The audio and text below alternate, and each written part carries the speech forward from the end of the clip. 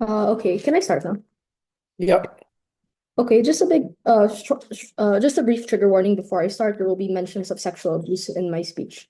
So starting my speech in three, two, one. Claiming cel- Oh wait, sorry, I'll start again.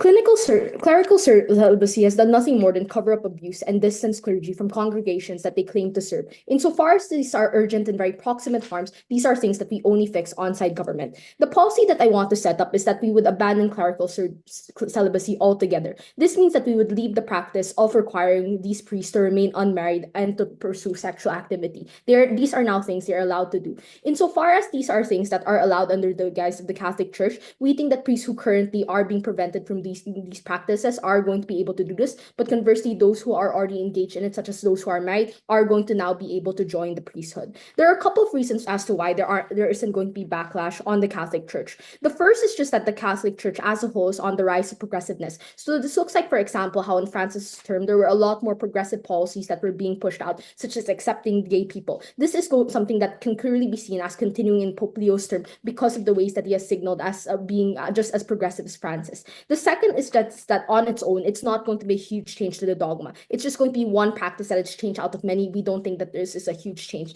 to the Catholic Church as a whole. The third is just that there's also a lot of precedents in other major religions. So, for example, pastors in other Christian sects are already allowed to marry, and insofar as this is a precedent, we think that this is something that individuals within the church can understand. But fourthly, it's just that the Catholic Church as a whole, even that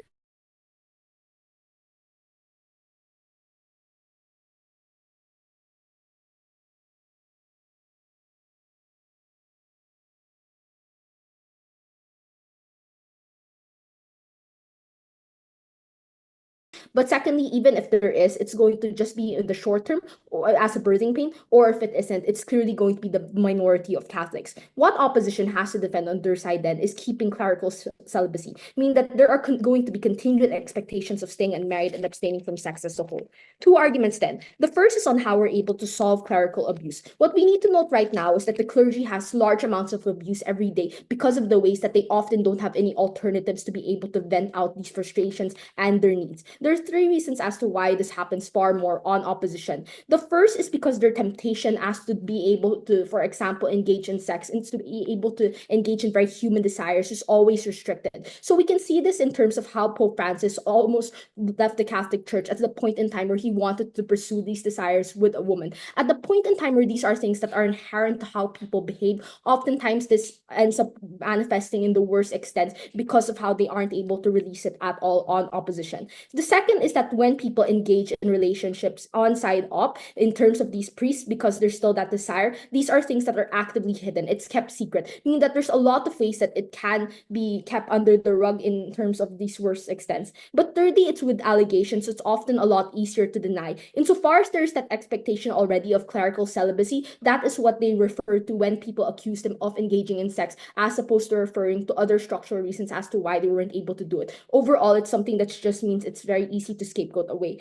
This generally just proves that on our side, the worst extents of priests won't necessarily change, but what we're able to change is a lot of the reasons as to why this would manifest among more ordinary people who ordinarily wouldn't turn out to be pedophiles. We think that on our side, we're able to solve these issues when we remove the expectation of clerical celibacy in three ways. That first, if priests are allowed to engage in these sorts of relationships, they aren't going to need to resort to other ways of release. So, for example, in the status quo, they would often have sex with altar boys who are the only individuals that they're able to talk to. On our side, then, we think that we're able to avoid that insofar as they're able to have relationships with adults that are allowed to be more open as well. The second is from that fact that there's no expectation, there's no reason to keep it behind closed doors. And that insofar as individuals are just open about their relationships, there's also a desire to make sure that these are relationships that are good and can be role models to the community. But thirdly, just because of the fact that it's harder to deny allegations with just clerical celibacy, this means means that you are able to have more open conversations about it. The impacts of this are just one, clerical abuse is going to be far less likely. These priests can engage in healthy relationships.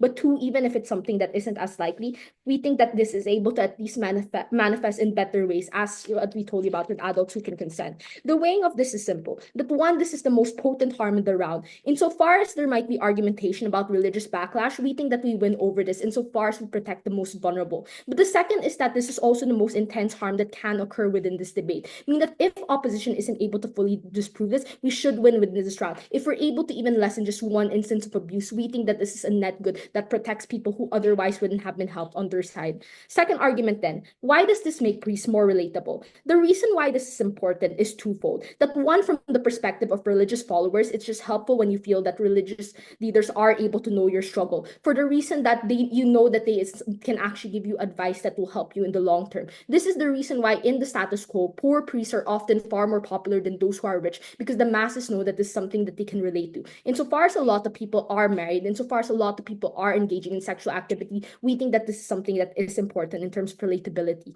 The second is that as priests, you're also going to be more able to talk about issues that you have personally experienced. Meaning that at the point where you have experienced more and have more to talk about, we think that this is good. A large part of being a priest is being able to draw from your life experiences. You talk about these in, for instance, homilies that occur at every mass that you go to. So at the point where you're able to actually talk about your experience of being married to your followers, this is just something that is able to help the priest and the congregation as a whole.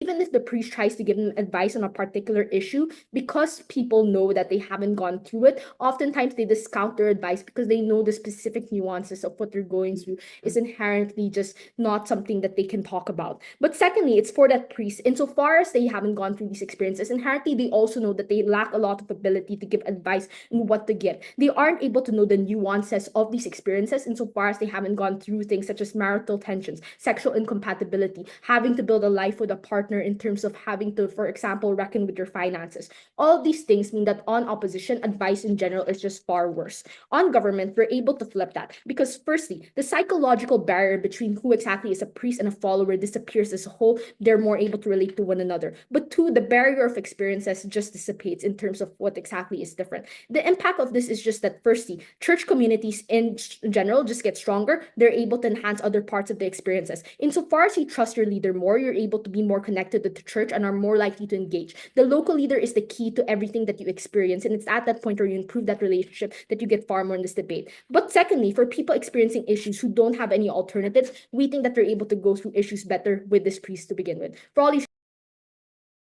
Thanks for that speech, Leader of Op.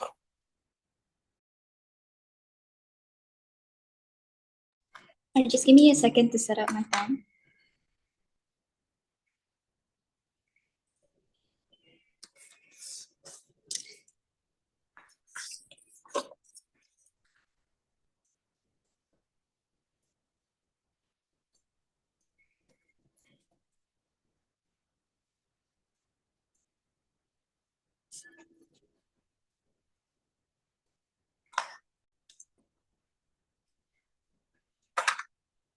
All right. I just want to check if my background is too noisy. Nope, it's fine. Okay. All right. I'll be starting my speech in 3, 2, 1. 3 extraneous responses and call-offs, and then I'll move on to our case. Number 1, I think they assert that people will naturally buy into this shift of Catholic Church now abandoning clerical celibacy. I think they have to make why this is likely. They cannot just assert this insofar that this is a value judgment debate. Second, on the idea of clerical abuse, I want to note that if there are already abuse that's already happening, we think that the correct solution is to have better protection mechanisms towards it. But also note is that the idea of abuse reforms can be done separate of clerical celibacy, right? Because if it is true that that people on the ground, and you consider that people know that this is a problem, that means there's already sufficient political capital to have reforms around this that don't have to do through the pathway of clerical celibacy. Also, next, I think it's very demeaning of God to assume that the reason why priests prey on children and abuse people is because of the pent-up of sexual desires. We think there are so many other reasons why they do this. This looks like the calculated idea of wanting to just prey and abuse their power. It's about the idea of having malicious desires towards children. These are things that you don't know. Thirdly, it's that on our side, it is precisely when clerical celibacy exists that makes backlash against clerical abuse so much more worse, that we can call out these clerics and clergymen as betrayers of their religion, betrayers of Christ. We specifically tell them, why is it that you're not allowed and not fit to be clergymen because of the very fact that you go against these kinds of things. Thirdly, on the idea of the relatability of priests and why this is important, I want to note that they claim that relatability means that you can now talk and connect to these priests easier. I don't think necessarily true, because if people really want to seek relatability, then just go and talk to your family and friends and people around you. We think precisely the people who go to this Catholic Church specifically and go to these confession boxes and priests are not seeking relatability. They are seeking the validation of Christ. They are seeking solace when it comes to what God is telling them to do. They are seeking specific spiritual guidance on what they're supposed to do. These are things that don't have to happen with relatability. In fact, we think that it is about the delineation of the authority that these clergymen have with you are the specific reasons why is it that ought to be a form of zero sum when it comes to relatability and spirituality, because it is only with the delineation of the authority that they have towards you, only then you can see their advice as something that's more valid. Only you can see their spiritual guidance as one that is more important and fundamental and different than common people. Next, I want to now give a few pieces of framing. First, on who these clerics are. Second, on clerical celibacy. First, who are these clerics? We think these clerics represent a hierarchy of faith that exists within the Catholic Church, which is that these clerics represent absolute authority when it comes to representing the middleman of Christ and common people, right? It looks like these clergymen holding sermons where people listen to them for guidance. This means they represent a higher standard compared to the normal believers. No, that these clergymen, the reason why they pursue clerical celibacy is because it is a form of emulation of Christ. It is they pursue Jesus' form of practicing celibacy as well, which is the reason why they do so. Second framing as to why clerical celibacy exists. I want to note here, they cannot simply say that the Catholic Church has become more progressive, therefore we ought to abandon. I want to note that there's a difference between being progressive and abandoning the core tenets of your religion, which is that being progressive, such as Pope Francis, is something that is true, but Pope Francis is still someone who is anti-LGBT, because this is still something that is a core tenet of the Church. This means that if it's true that clerical celibacy represents an important part of Catholic scripture, in which that in the Bible, it is seen as revealed as the word of God, and celibacy is one that in the Bible is deemed as a sin, and which that clerical celibacy is one that is considered as salvation of faith that you can get. This means that clerical celibacy also represents the clergyman's core feature of their individual desires, and it represents an ultimate devotion of God. This means that even if all of this is not true, it is already a cemented perception amongst a lot of people that this is something that clergymen ought to have. This further proves why they ought to why people are likely to buy this form of abandonment. The implication of this framing is very, very important, because if it is true that clerical celibacy represents the core tenets of the Church, abandoning means decreasing the sanctity of the Church and the Bible. Because when you deviate from this, we think that it sets a precedence that now it is very easy for the Catholic Church to just abandon a lot of the fundamentals of the religion. This delegitimizes the role of the Catholic Church in itself, and this means that you invite a lot of the extremist branch of the religion to come question easier, and to give them more capital and spotlight compared to the delegitimization of the Catholic Church right now, because you abandon this. This leads to the splintering of the people on the ground as well. People who believe in this and people who don't. This is bad, because the idea of the Catholic Church, it is not only function as an authority or religion, but it also gives meaning to the people on the ground. This means that the splintering and schism of it, meaning that the value of your particular solace now becomes severely derogated. Also, secondarily, is the idea that the Catholic Church also provides resources to poor and vulnerable people on the ground. The exact splintering and schism of this means that the kind of resources and the scale of resources you're going to get to people on the ground now get severely diminished. Before I move on, sure, I'll take up your right quickly. It seems to me that all of this is just quite underbuilt. Like, why is it the case that the extent of harm is that the Church will splinter instead of people maybe at Okay. worst being a bit mad. You cannot tell me that we're asserting when I give so many reasons when you are the one that's asserting here. I want to now mitigate why is it that people will still be clergy on our side. Number one is that the idea that if people who really want to engage in sex, they won't become clergy anyway. But there's so many other reasons people would want to become clergy, right? It's about wanting to increase their spiritual connections to God. It's about wanting to be part of the church leadership, wanting to maximize their social capital among the church. It's about community reasons, which is why they want to opt in to become clergy. Next, I want to now talk about the idea of conservative backlash that they're going to get. I want to note that existing clergymen now, when you abandon this, they're going to have more distrust towards the current church because of the looser requirement that you're going to have to future clergymen. This means that moving forward, it's extremely hard for you to get buy-in for your existing clergymen. This is going to be bad because I'm now going to weigh on the idea of conservative versus progressive backlash that this gov team might say. I want to weigh that conservative people are more important and you ought to buy them more because they are the ones that are actually more invested into the religion. This was like investing more time into praying to God. This is like donating more money to the church. This means that you ought to owe a higher obligation towards these conservative people because these are your own supporters. And by breaking apart your own supporters, this means that the harms of splintering is one that's actually going to be more, the harms of splintering is one that's going to be more pertinent. Also, secondarily, is that the idea of liberal or progressive people is that their main concerns here are more towards things like priest corruption, are more towards things like protection of children from priests. This means that even if you were to abandon clerical celibacy, you will never be able to appease them at the end of the day, which is why you ought to weigh the harms of conservative backlash to be one that is more important. Therefore, then, of all these reasons, oppose. Thanks for that speech, TPM.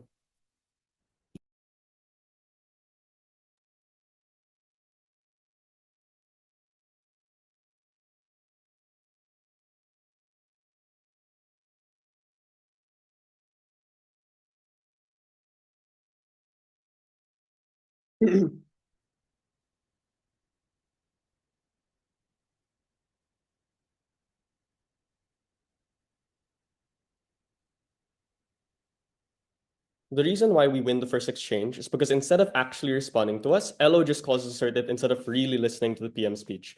The first thing I'll ask is how much does it really hurt the overall Catholic Church, whatever that means? Because the main argument comes from Elo is to say, well, it's going to splinter the church, it's going to destabilize it, it's going to lead to some schism or whatever end impact they want to claim. And I want to point out they don't really impact it. The first thing is that this is very woefully unresponsive to the 4 different preemptions we gave coming from PM. I want to note they only respond to one of them, which is that, well, the church is on the rise of progressiveness. I want to note the response to this is to say, well, Pope Francis was also anti-LGBT. Not only does this not really explain why the church isn't on the rise of progressiveness, and therefore it is in the overturned window of things that people would probably accept, I would note it's also still unnuanced for the reason that obviously we're not saying that people are always going to accept it right now, but obviously this means that the overturned window of things that people are willing to accept is broadly more progressive. Like, if you want to note, previous things that Pope Francis did are just far more radical than this policy. To say that transgender people are also willing to go to heaven, to say that atheists who don't even believe in God go to heaven. So if you believe that the most important belief in this debate, or like in the Catholic Church, is the belief in God itself, then clearly just a more minor act of priests can get married and have sex is a much less radical thing, which means that people are more willing to accept it under our side. But I want to note the 3 other things that they don't respond to. 1, this is just not a huge change in the dogma. Yes, it might be the case that you might have different kinds of leaders, and maybe people might be mad about that, but these are people who still have gone through theology classes, have already gone through all of the ratifications to become a priest, they've become approved by their bishop, they have gotten the seal of approval by the Vatican. So clearly the amount of asymmetry that the Vatican has to be able to persuade people to believe in this over time, clearly if it's not right now, obviously not in the worst case, but obviously people are going to accept it because of the large amount of power asymmetry that the Catholic Church has to dictate what the direction of the Catholic Church's beliefs are over time. I want to note this is also not responsive to other things such as precedent, etc. But even at worst, I would point out that obviously people might be upset about it, but this is only a natural reaction because it is a different thing. But obviously, as things and emotions mellow out, people are more reasonably able to deal with it because they get used to it because of things like, they're just more exposed to it and they just randomly accept it. So obviously it's very unclear why the extent is literal splintering, people refusing to engage in the Catholic Church, if for the reasons reasons LO says people care about the Catholic Church even more than the individual priest itself. They care about Jesus more than the individual priest. It is unclear to me why these people just don't accept it over time. But I want to point out, the church is not a binary of progressive or conservative. This is just a very unnuanced take. All of these people are part of the Catholic Church. And note, they knife their own claim. Because if they say that conservatives will care about the Catholic Church anyway, it's unclear to me why these people are going to splinter, stop caring about people just because their priest is a little bit different. I will first talk about clerical abuse. I want to point out that their responses are very, very value neutral. They just say that the correct solution is better accountability mechanisms. One, at best, government can also do this because this is not inherent to the motion. So we can also do things like have better accountability mechanisms if it is the case that people end up abusive. I would point out that it's far easier under our side because we mitigate the amount of cases we have to deal with in the first place for the reasons PM explains. Secondly, clearly for the reasons that they give, it is unclear to us why, clearly for the reasons PM gives, it is very unclear to us why these accountability mechanisms work. But thirdly, note that this is at best reactive. Even if you do get priests accountable, assuming that you do, because obviously in status quo, it's very, very hard to do it when it actually happens. Under our side, we nip it in the bud because we said that the current structural and doctrinal environment in the church is a breeding ground for abuse. Because when you are always forced to bottle up, when you're never allowed to go out in public with the potential love interest, these are circumstances that inevitably lead to an excess in temptation. And all of the other things that they claim aren't affected. Things like power, malicious desires. These are things that only happen or only spill over because when you force priests to bottle your temptations that are human and will inevitably happen, temptations don't go away on their side. It just tends to spill over later on, which is why it's under our side of the house when we allow it to nip it in the bud. If you are tempted, you don't go hide to your altar boy, for instance, that tends to live in your church. You actually go out to consenting adults, or at least people who are at least able to consent far better, because you are not constrained to staying in your church away from the other side society, and that's why these things are far better. Clearly, they have to be a lot more nuanced than this, and the reason why that's important is because the reasons for temptation and the reasons for why these things like malicious desires and power desires just go away under our side. So yes, they can claim different reasons. We explain that the reasons why these temptations and harms happen is because of the doctrinal environment in the church, which constrains people to restrain their own desires even when it is impossible to do so. What that means is, even in the worst case in which it might mitigate maybe 1 or 2 cases only, or maybe they want to mitigate this as much as possible, and maybe there are some people who will do it either way. The people who do it because of the reasons we explain obviously don't do it anymore, and that is the big debate winning impact, because it means that people who are abusive, people who are abused rather, are at least able to escape that because people aren't getting hunted down anymore. Let's then talk about relatability. They say that you can just talk to your family. They want validation and guidance. One, PM clearly preempts this because we also talk about why the quality of validation and guidance is far better. Because we said that the quality of advice to begin with, when you draw from personal experiences, is just far better. Because when you go to a priest, at best they're able to say, well, you just talk to Jesus. Why don't you pray to God if you're having problems with your family or you're having problems with sex? Like, all of these things are very unnuanced, and the quality of advice is bad because they don't actually know what it's like to be part of it anecdotally. So when you have an experience of you actually being married, you actually going through sex, you're actually able to provide good advice. So like when you are a sinner, for instance, like when you go to confession, they don't just say, well, pray like 3 holy Hail Marys, right? They're actually able to say, well, it's probably a good thing that you care about your wife so much, because they know how it's like to be part of a relationship. But secondly, it's just not true that relatability doesn't matter. And the reason for that is, on either side of the house, these people will still be seen as good representations of Christ for the reasons that PM gives, but also just separately. Like, obviously, like, these are people who still lead the church. So like, if it's not them, obviously they don't have any other alternatives for the representation of Christ. So even if like they are upset at the priest, clearly it is also the case that they still care about this priest and to begin with. So even if they're not a perfect representation of Christ, they are still the only representation of Christ, which means that the tipping point in this debate is not about whether they care about the priest or not. It is about how relatable they feel with the priest. And that's the second part of the argument of PM they don't respond to, that it's a psychological barrier of followers. I would point out, over time, in this extension, people and followers feel more opened up. And the reason is, things they used to feel ashamed about or used to be taboo, like sex always being bad, means that on their side of the house, they will always feel bad and never want to talk about their priest to begin with for advice, which is why they resort to their family instead of anything else. But on our side of the house, they feel more open. But even in the worst case, in general, I would point out we just have more leaders and priests. Most Catholics get locked out of priesthood even if they might be good. On our side of the house, we solve the supply issue if there's a supply issue to begin with. For these reasons, propose. Thanks for that speech. A reminder to speakers, please offer and take POIs. DLO. Okay. I've been having internet issues, so do let me know if there are any problems. 3, 2, 1.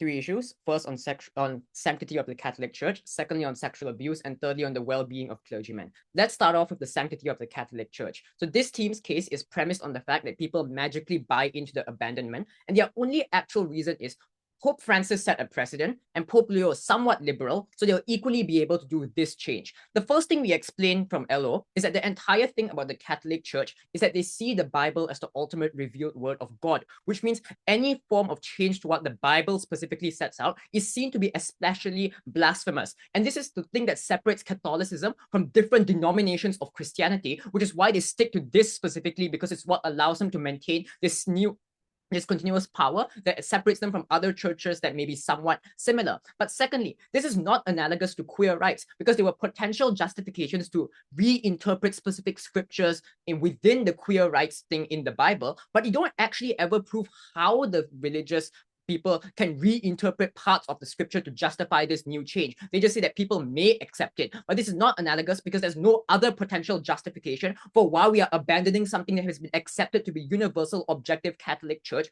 truth for the past few centuries. But also with queer rights, there was enough pressure to make this change. At no point do they prove that this is a widely demanded change that generates the impetus for us to do this. Like, even if some clergymen do this, this isn't something that actually creates enough societal impetus that pressures the Catholic Church to do this. So it's not analogous to other changes that the Catholic Church makes. So your simplistic analysis that religious evolution happens is woefully insufficient.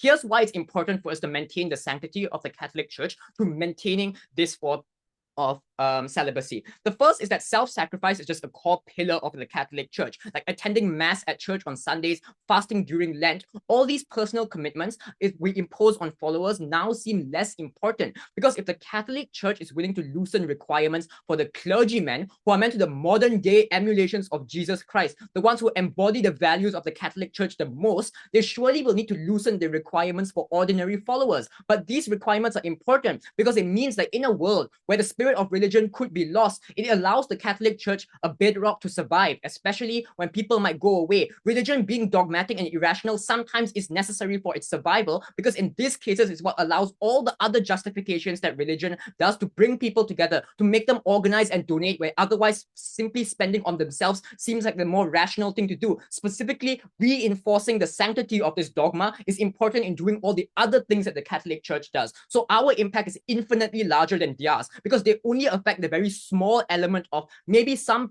people get dissatisfied with this, but this is a symbolic thing that harms the entire Catholic Church, which is why our side is important. The next thing is, why does this impact the Catholic Church to a large extent? Because yes, this is not an active debate, but the Catholic Church firstly does a massive amount of social good. In fact, the Catholic Church is the largest non-state provider of welfare services in the world. Secondly, even if it's not material good, it's the spiritual good. The Catholic Church is a critical source of spiritual meaning and all the things that the priests do, like baptism, marriage. But here's the problem. The average Catholic couple in Eastern Europe is never going to have faith that they are blessed by God if the priest that blesses their wedding can't even meet a basic requirement of celibacy. So they feel like they don't get this connection. This has real world impacts. People feel like they don't get the blessing of God. So DPM doesn't work here. Our case doesn't require the entire Catholic Church to splinter. It's that individual people who have been living and breathing the Bible for their whole lives don't know how to react to a blasphemous change to the Bible by the Catholic Church, and they feel like they will individually fail as followers because they can't get access towards priests who are actually holy, who are actually originalists, but are rather getting these watered down priests who don't actually respond towards what the Catholic Church and Jesus has been doing for the longest time. Their last claim is that people feel more relatable because they can talk about these things. But that's why it's important to have a difference in authority for clergymen and believers. People trust those clergymen because they've committed themselves to a higher cause. They can self-sacrifice. They will not be selfish, and they will not tell on your secrets or lead you to bad behavior. And they've demonstrated the capacity to be this selflessness through this self-sacrifice. So in fact, we get more trust on our side. The second issue is that of sexual abuse. So Pope Francis already eliminated the secrecy clause for sexual abuse investigations in 2019.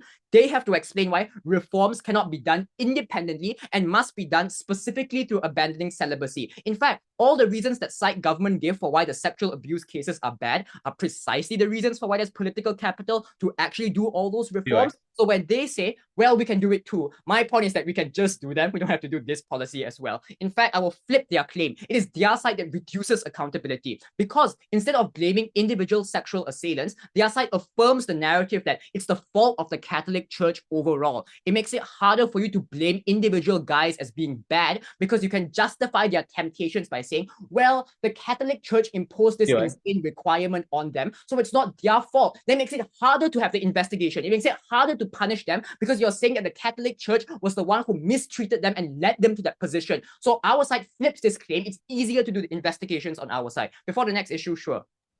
If the problem is people not accepting it, I want to point out, clerical celibacy is not a rule from the Bible. It's just a rule arbitrarily made by the church. So if the church says otherwise, the power asymmetry we explain of the Vatican can normalize it, even if it's not right now. Clearly, it will normalize over time.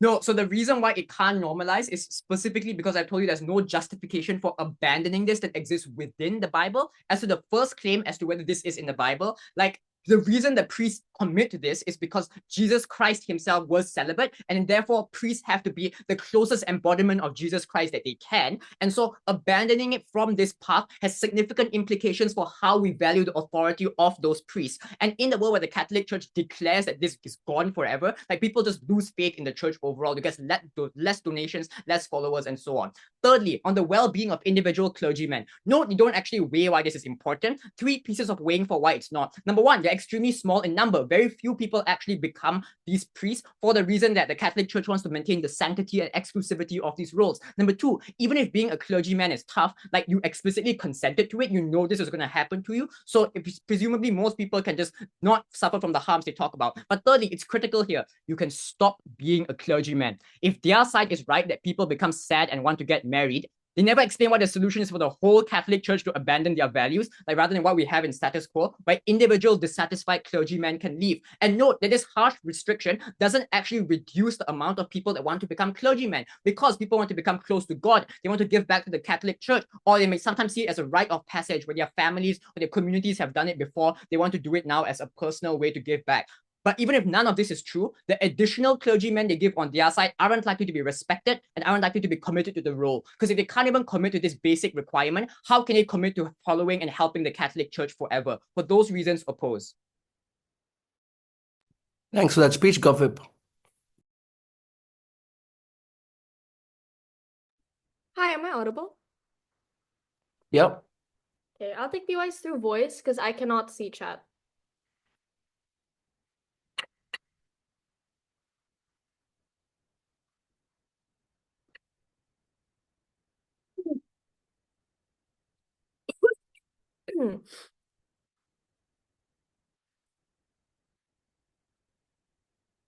Opposition's main win condition is for you to believe that this is a core tenet of the church that protects and is necessary for priests to be able to do their job. So first issue I want to discuss then is on the role of the priests.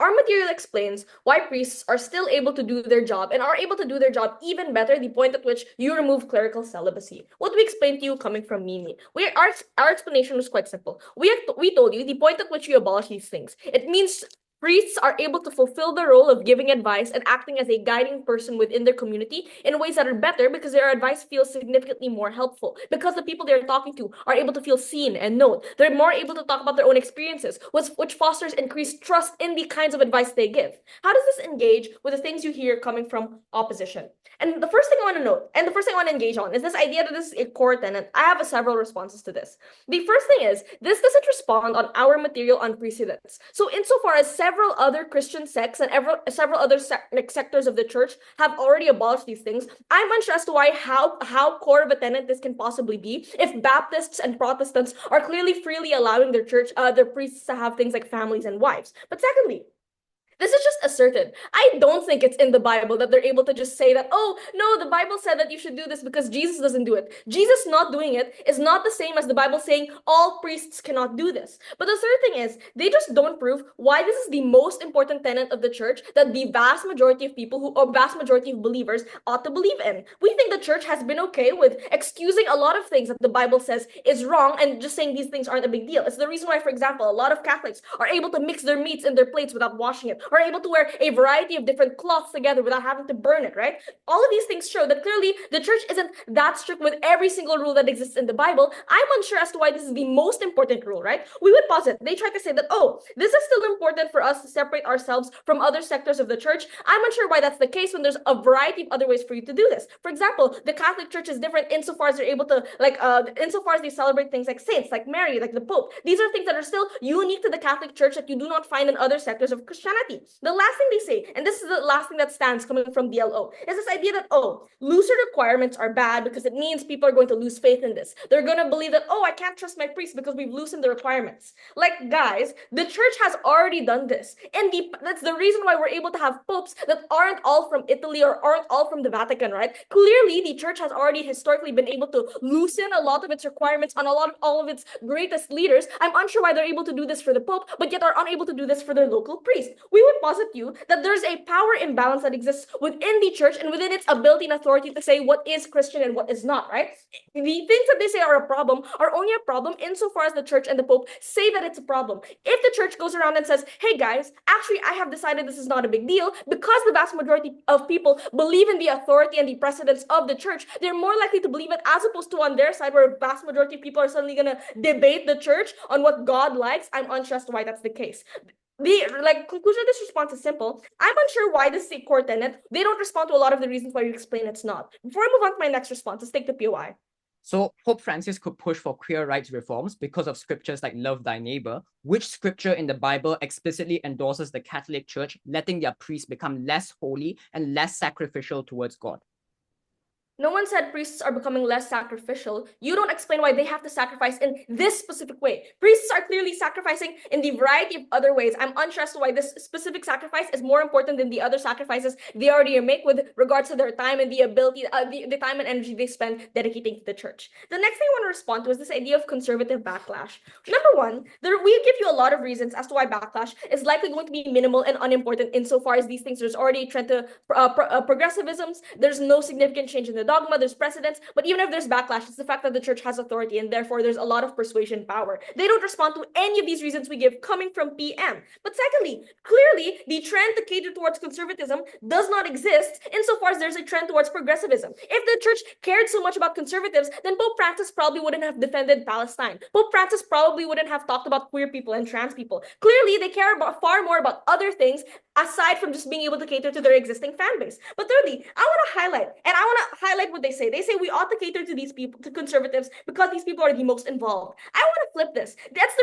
the specific reason as to why we ought to deprioritize them. Because A, it means regardless of what you do, these individuals are likely going to stay regardless because they're already deeply entrenched in their religious beliefs. But B, because they're already likely going to maintain a lot of their existing connections. If I've gone to the church every day for the last 40 years and I've made a lot of friends within the church, I'm unsure as to why I'm suddenly going to cut off all of these friendships because of a small change in dogma that largely does not affect me anyway. This also responds to their donations case, because oftentimes the largest donors of the church are people who regularly go to these areas anyway and are people who already maintain existing connections. So if I'm someone who's regularly donated a set amount every year for the past 50 years, I'm not going to just suddenly stop and suddenly ruin my connections within my local church just because of a rule change that largely doesn't affect me. Why then does this claim ultimately fall? This claim on conservative backlash and religious, etc., etc.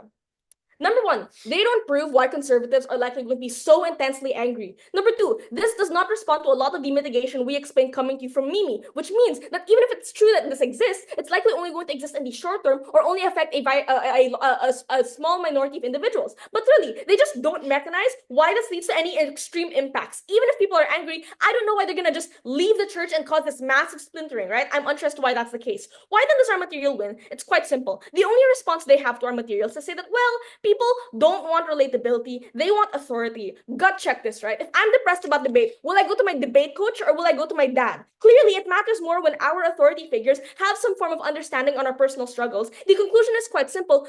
The role of priests are not harmed by abolishing this. Instead, on our side, we explain why the role of priests is further improved and something they're able to perform much better. The next thing I want to then discuss is on abuse and why we win this issue. Our material at PM explains, that this clerical thing, number one, increases the likelihood of action insofar as it increases sexual frustration. But two, it removes and makes it harder for you to find accountability insofar as the perception of priests are largely asexual, and there's a large taboo around discussing the priest's sexuality. How does Elo respond to this? Or how does Elo try to take this down? And how do we mitigate this coming from David? Elo just says, well, better mechanisms can exist. This does not respond to what we explained to you coming from David, where we say these things are not exclusive and we mitigate larger number of cases, and these things are largely reactive. Let me just weigh it off. Why do we win the abuse case? It's quite simple. There is no, weighing off the harms and benefit, there is no clear benefit from maintaining clerical celibacy, but the harm we reduce is clear and important. Even if this only applies to a minority of cases, even if it only saves 1, 2, or 3 boys, that's already round winning insofar as we prevent these kinds of things from happening. We ought to prevent and protect the most vulnerable of individuals, as opposed to their side, where you just protect a variety of people who aren't harmed by this motion. Thank you. Thanks for that speech, Opip.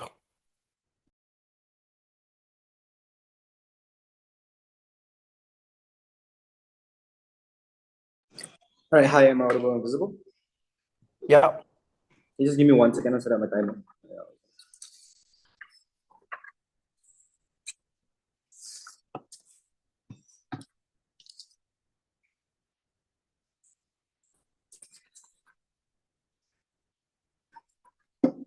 I'll take a POI verbally, preferably in the 5th minute onwards.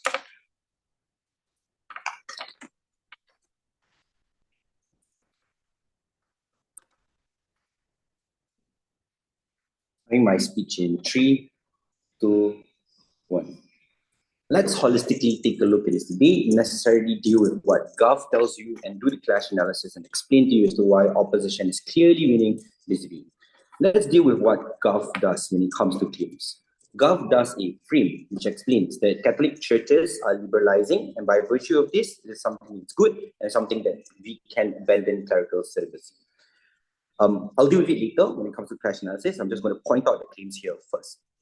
The second claim was that the Catholic Church can convince people and normalize this behavior and normalize the clerical celibacy.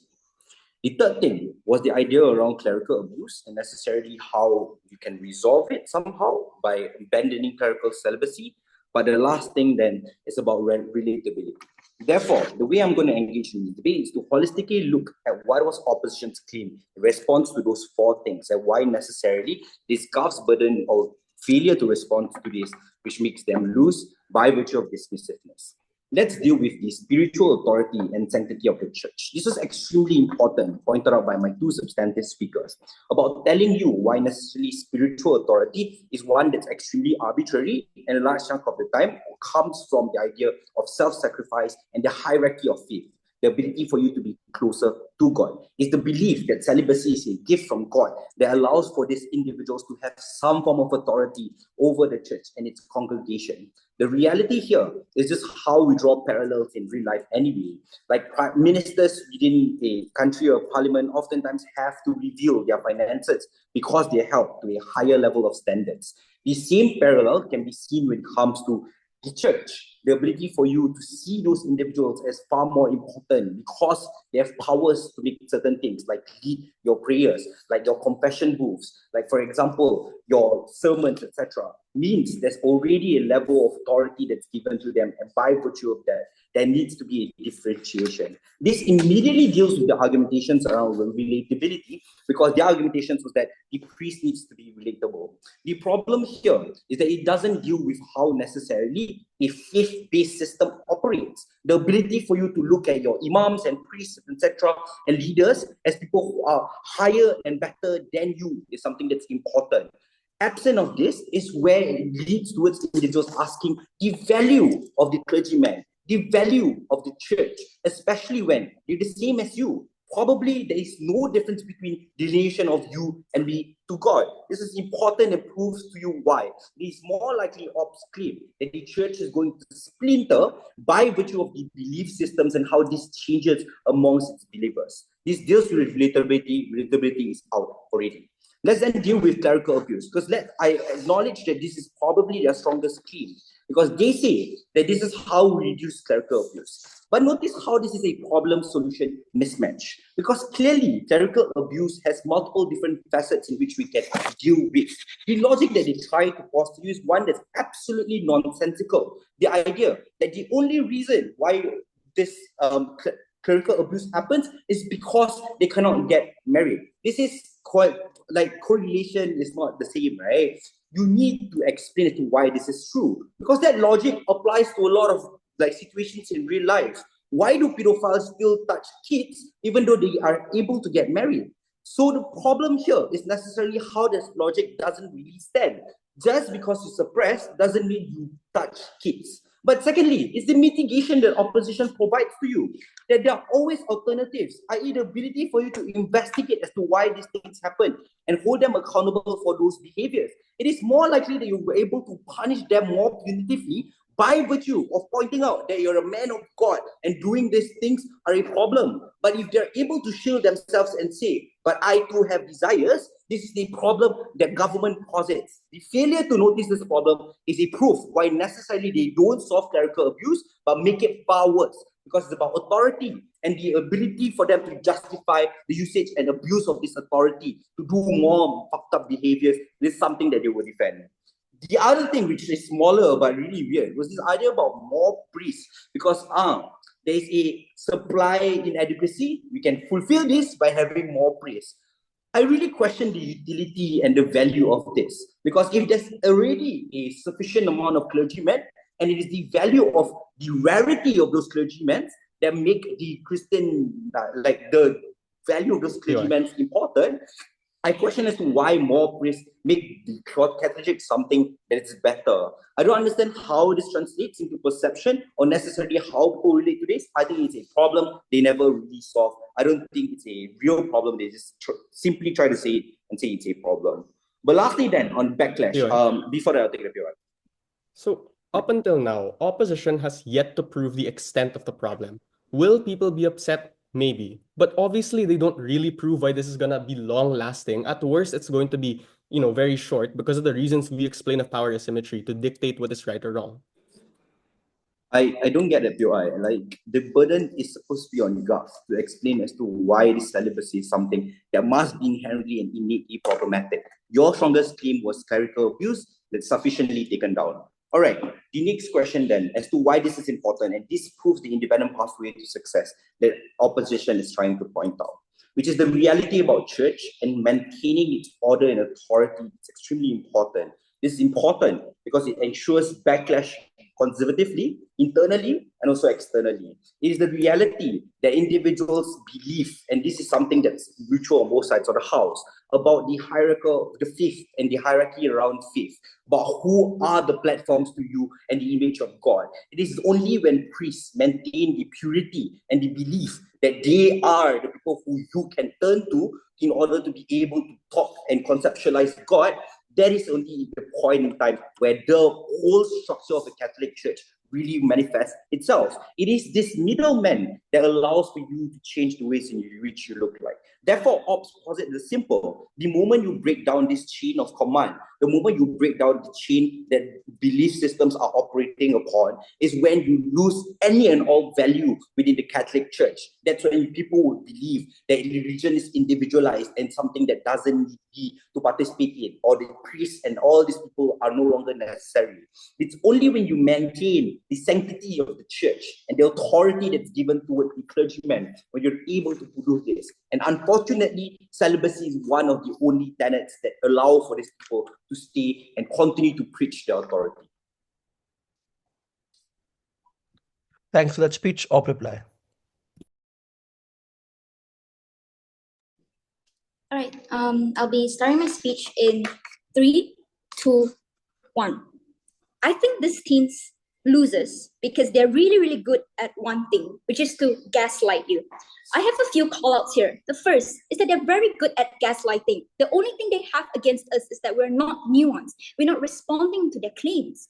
But the thing is that they're calling us not nuanced is the idea that because the church has become more progressive, therefore people are suddenly going to buy this. We have told you since first that this requires a impetus, number one, and a justification as to why people would buy this. Absence of this, it was their burden that they needed to fulfill. They cannot win this by just saying that the church becomes more progressive when we've already mitigated and tell you that it's not true. That people become progressive or people buy new things because of an impetus, because of many, many justifications that people must give. Therefore, you must give us that impetus and justification. Second, on the idea that this clerical celibacy is not a core tenet or it's not part of the Bible, I'll note here that this framing was important to prove current people's perception towards clerical celibacy. We don't have to know whether it's part of a core tenet of Bible to buy this argument for us.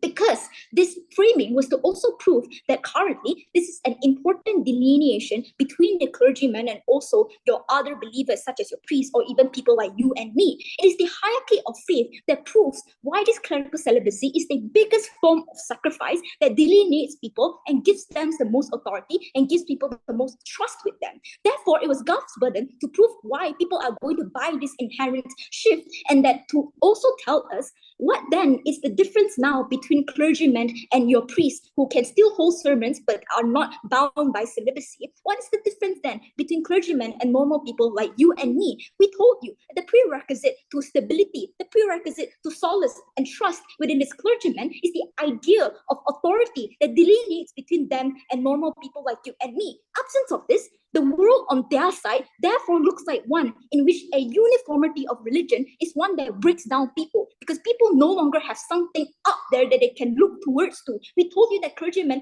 was the exact connection and middleman between God and themselves. Therefore, absence of this, what do people look into? Very unclear on your world. Third is the idea of them being very engaging, yet they pushed us against us, right? They say that it is unclear why splintering will happen, but we think that splintering is just a very logical outcome when it comes to a huge change with no justification and impetus. People will naturally question, people will naturally take different sides. It is unclear, then therefore, more unclear their comparative of people automatically buying in.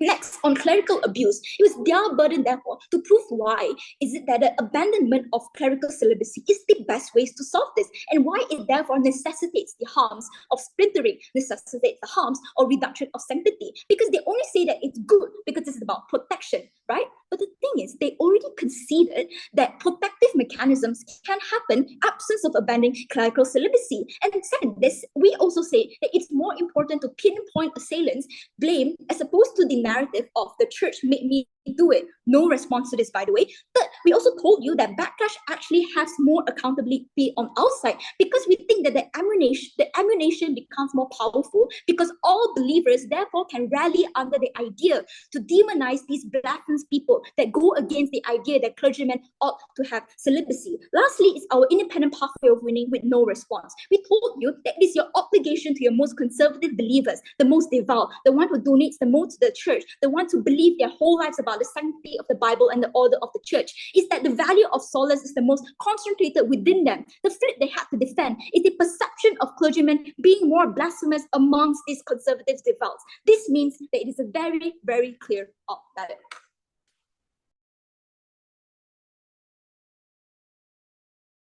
Thanks for that speech. Proper reply to conclude the debate.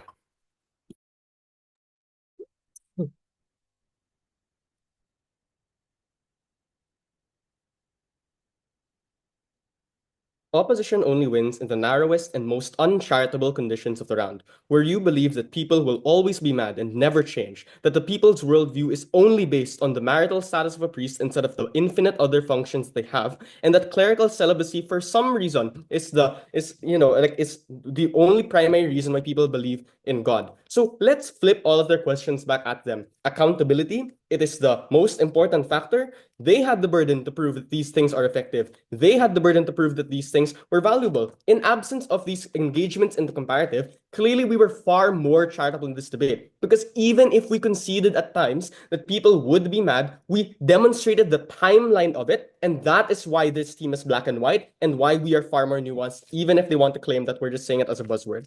The first thing I'll ask is, how upset will people really be? And how much does this really hurt the church? Because at the end of this debate, they narrow their claim into just saying, people will feel distrust because of loosening standards. One, even at our worst case, this is debate winning, we explained it's a timeline.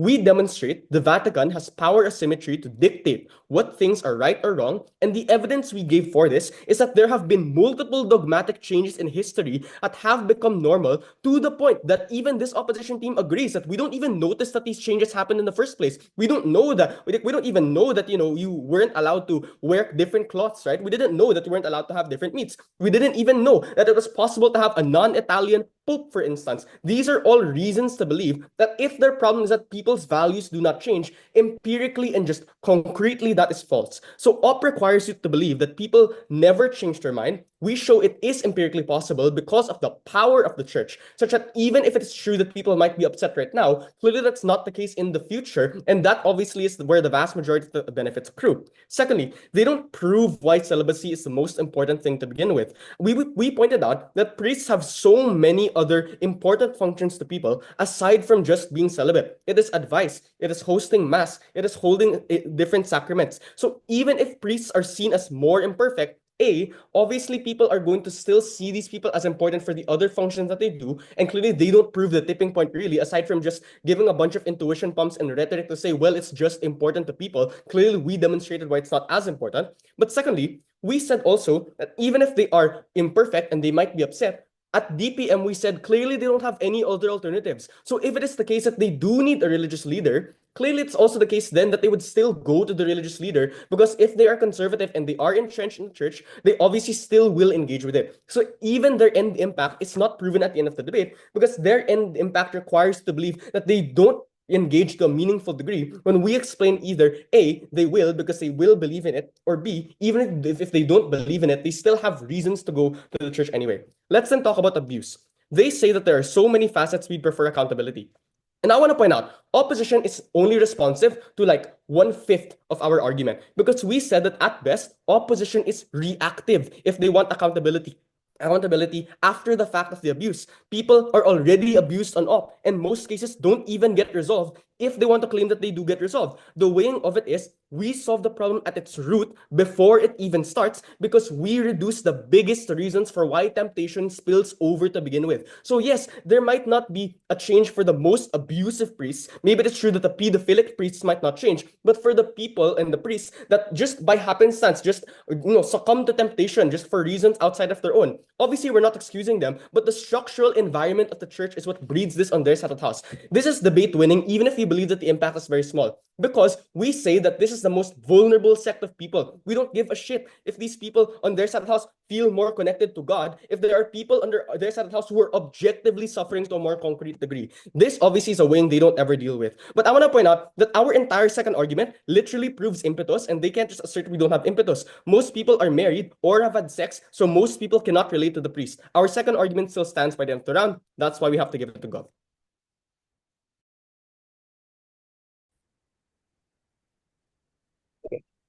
So I'm going to give you the call first, and then the OA, you can ask me questions later.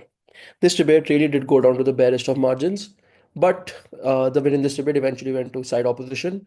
So congrats to side opposition, congratulations to side proposition. It was incredibly close. The ballot would reflect that. I think there are two main questions in this debate. The first on whether this creates a loss of faith within the Catholic Church, and second, does this reduce clerical abuse? The first question is the one that opposition wants to win on, but proposition right from first speech sets out and explaining that it is not going to have the biggest margin in the debate, which is correct. But but even within the very small margin, side opposition eventually won the first discussion, because all of Gov strategy at the end of the day ended up being mitigatory as opposed to it being as opposed to it being an explanation for why they get more faith, in which case opposition does end up achieving some small impact out of some loss of faith, which in and of itself is a degree of harm. Maybe I don't think opposition explains how big of a harm this is. Why is that the case? So I think prop has two main mechanisms for why it's the case that the loss of faith in the church will not happen. The first mechanism that prop has is that this is likely to align with the progressive wave that the Catholic Church has opted into for a period of time, specifically during Pope Francis's regime, when he openly said that LGBTQ people should not be damned to eternal damnation.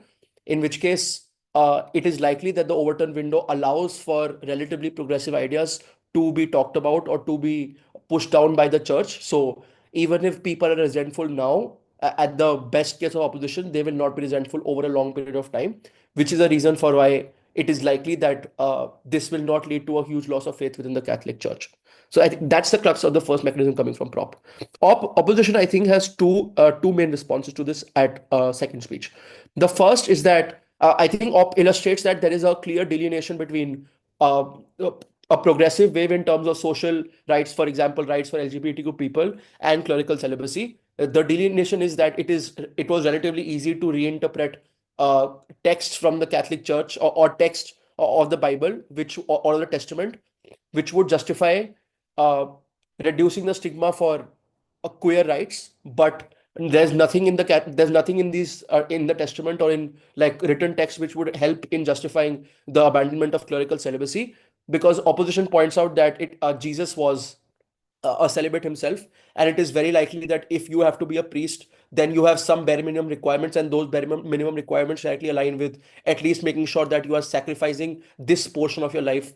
In which case, even if there is a wave of progressivism, opposition points out that this is a bit different from the other sorts of rights that the church has previously allowed, in which case there is likely to still be some degree of backlash, even if it's not large enough, because the church still has some degree of authority to convince people. Because the way the prop pushes back against this claim from op is that maybe this might be controversial, but because people do not have an alternative to go to, and because the church's authority is respected, presumably it is the case that people will inevitably end up believing, which might be correct. And I think that at least proves that there is not going to be a mass scale opt out of the Catholic Church. But what opposition's claim does prove is that there is going to be some loss of faith, at least among the core group of people who have read the Bible for the longest period of time and have grown up like on that specific thing.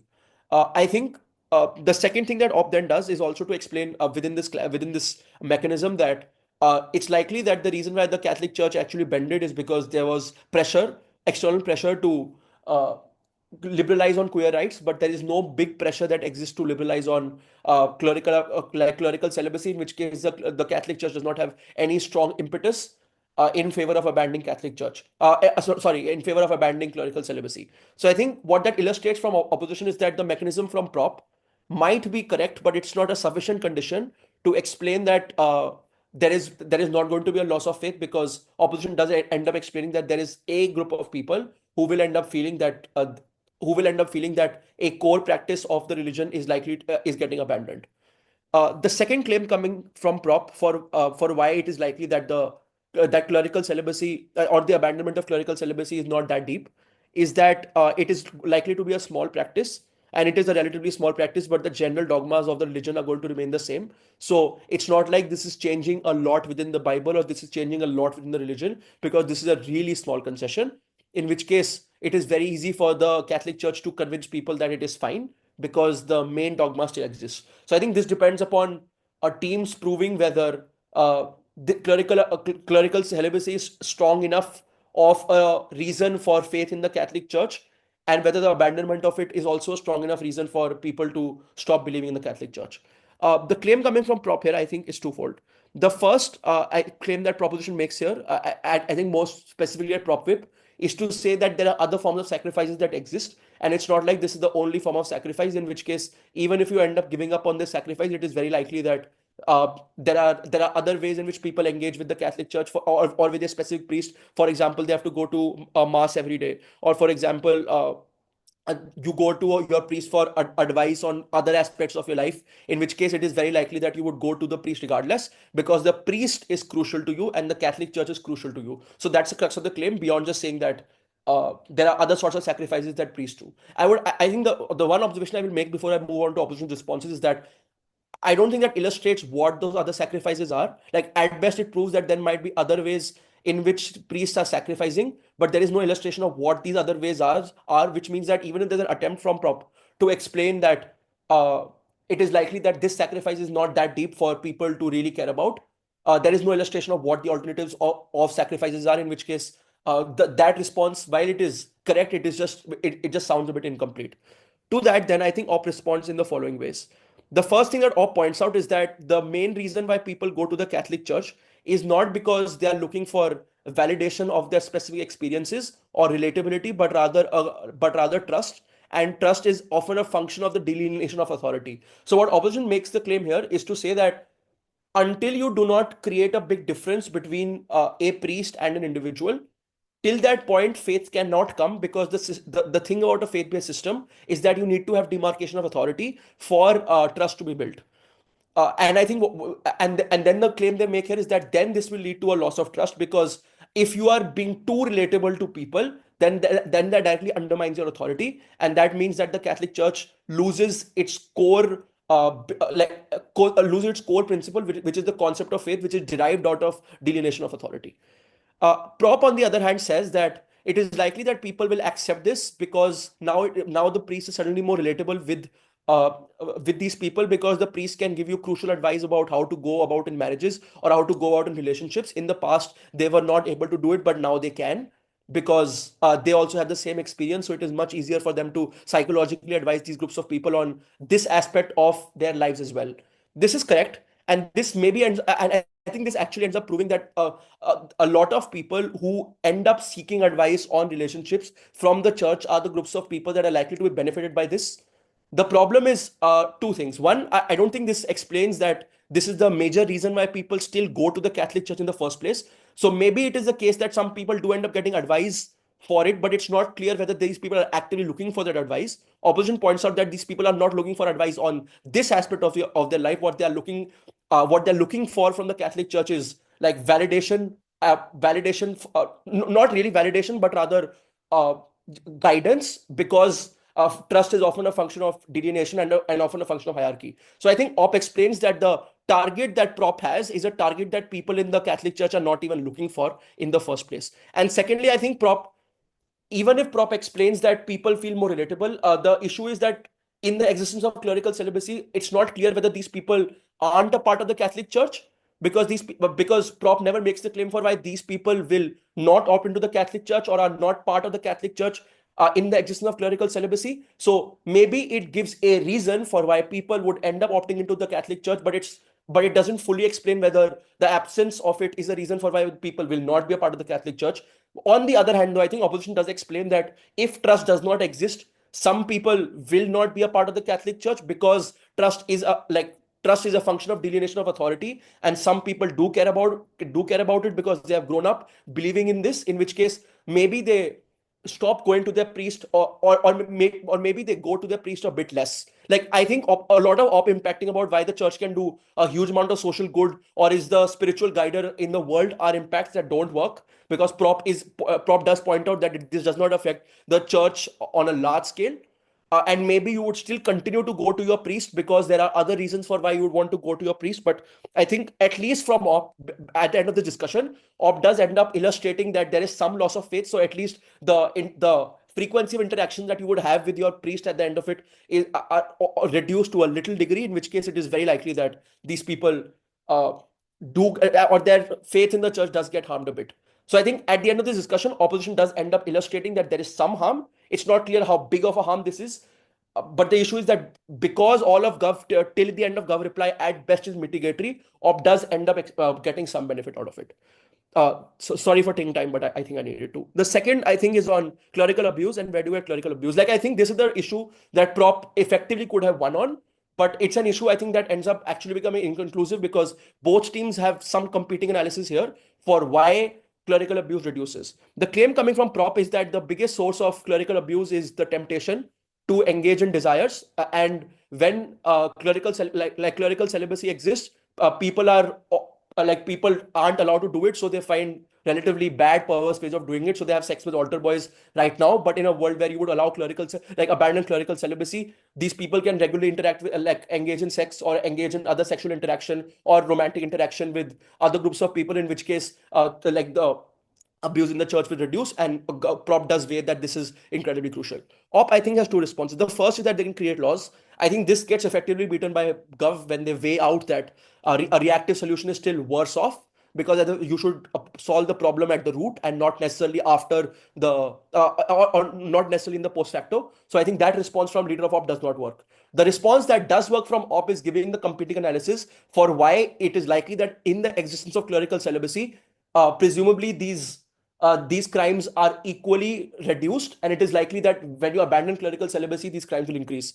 And OP, I think, explains this in two ways. The first is to explain that the main reason for, or a significant consideration for committing like sexual crimes is not necessarily based out of temptation, but also out of other malified intentions.